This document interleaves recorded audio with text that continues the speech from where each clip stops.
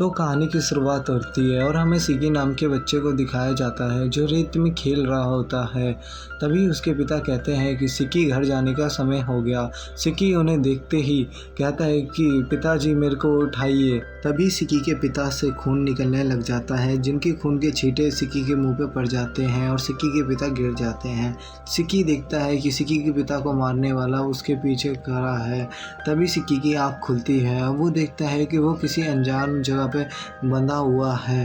तभी वो अपने बगल में देखता है कि एक आदमी ट्रेनिंग कर रहा होता है और वो सिकी से कहता है कि तुम लगभग आधे घंटे से ज़्यादा से बेहोश हो रखे हो और मुझे किसी को डिस्टर्ब करना पसंद नहीं है और मैं अपनी बात को कभी भी रिपीट नहीं करता हूँ। तभी वो आदमी अपना नाम इंट्रोड्यूस करता है। वो कहता है कि मेरा नाम नाइतो मुदानो है, मैं भी एक डीमन हूँ और मैं तुम्हें नहीं बताऊंगा कि तुम कहाँ पे हो और तुम्हारे पिता के शरीर किसी और जगह पे स्टोर करके रख दिया गया है। तभी वो स्केट बोर्ड के जरिए एक बोर्ड लेके आते हैं और वो बताते हैं कि मोमोतारो और ओनी के बीच कई सालों से जंग चल रही है और वो जिसने तुम्हारे पिता पे और तुम पे हमला किया वो मोमोतारो एजेंसी से था।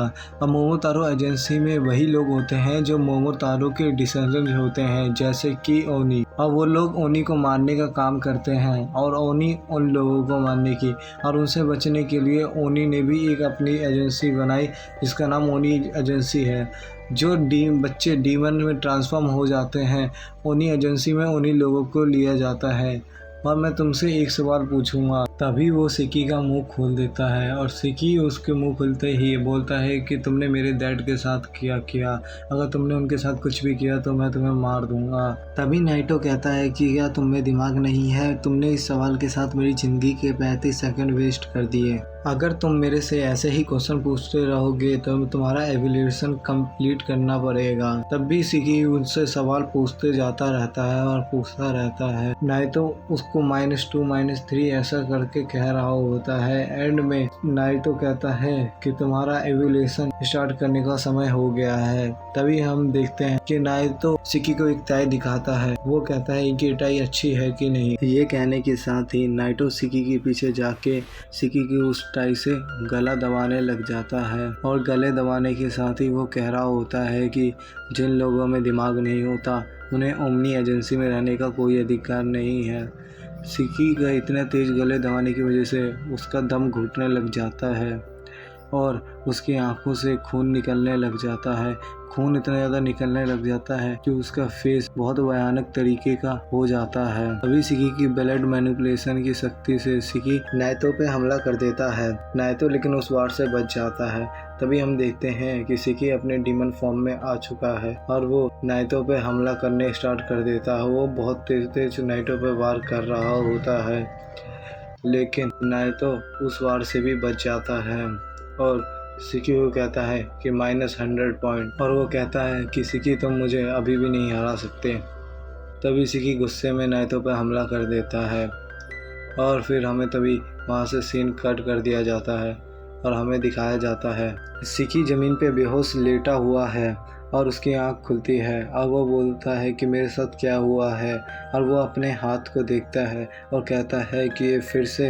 उसके बाद नाइटो कहता है कि तुम डीमन में ट्रांसफॉर्म हो चुके हैं और फिर हमें उस जगह की हालत दिखाई जाती है। ये जो ओनी का ब्लड है ये बहुत पावरफुल है और डरावना भी। इसे कंट्रोल करने बिना ये कुछ भी कर सकता है और मुझे ये अपना कंट्रोल करने आता है और तुम्हें इसे कंट्रोल करने ना आने की वजह से तुम्हें डिस्क्वालीफाई किया जाता है। तभी सिकी को दिखाया जाता है जो मन में कुछ सोच रहा होता है कि यह आदमी काफ़ी ताकतवर है, मैं इसे नहीं हरा सकता हूँ। तभी सिकी खड़ा होता है और उस आदमी को कहता है कि मैं तुम्हें पसंद नहीं करता लेकिन तुम काफ़ी ताकतवर हो, प्लीज़ मुझे अपने स्टूडेंट के रूप में एडमायर कर लो क्योंकि मुझे उस आदमी को मारना है जिसने मेरे पिता को मारा है। नाइटो ये सुनने के बाद भी नहीं मानता है और सिकी सुन के बहुत गुस्से से लाल हो रहा होता है। तभी नाइटो कहता है उसके लिए तुम्हें मुझे हराना पड़ेगा अपने ब्लड डीमन आर्ट से।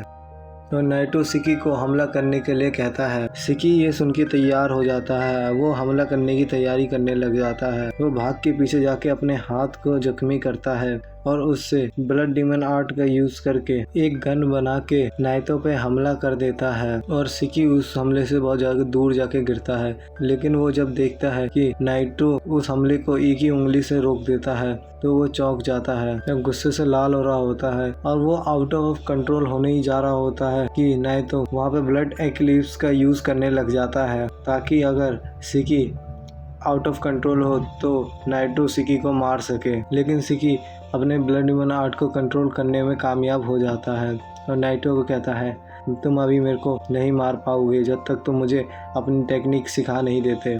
इतना कहने के बाद ही सिकी जमीन पे गिर जाता है। नाइटो के मन में बहुत सारे सवाल चल रहे होते हैं कि उसने कभी सोचा भी नहीं था कि कोई बददिमाग लड़का डीमन फॉर्म में इंसान फॉर्म में आ गया और उसने डीमन फॉर्म का यूज किया, उसे ब्लड पावर भी यूज करके दिखाई। वो सवाल ये बात सिकी से पूछता है। सिकी बताता है कि मैंने बस तुम्हें देख के उसी की तरह कॉपी किया, मैंने अपने हाथ को जख्मी किया और दिमाग में जो अपने फेवरेट गन सोची और वो आ गई, बस इतना ही। ये सुनने के बाद नाइटो सोचता है कि मैं अपने दिमाग में अपने सेल्स को इमोशन कंट्रोल करके यूज करता हूँ, लेकिन सिकी के मामले में ये अलग है। वह दिमाग होने के बाद भी वो अपने अंदर किसी अलग तरीके से ही इमोशन को और डीमन फॉर्म को कंट्रोल करता है। उसके बाद नाइटो सिकी को अपना स्टूडेंट बनाने के लिए तैयार हो जाता है और सिकी से कहता है कि तुम फाइटिंग में बहुत बुरे हो लेकिन तुम अभी से मेरे स्टूडेंट हो गए। ये बात सुनने के बाद सिकी का मुंह बन जाता है। उसके बाद तो बताते हैं कि तुम एक आइसलैंड में हो जिसका नाम हेल्स डूर स्टेप है, लेकिन उसे कॉमनली ओनिगाशिमा कहते हैं, जहाँ पे स्पेशल ओनी के लिए बनाया गया रासेस्टू एकेडमी है।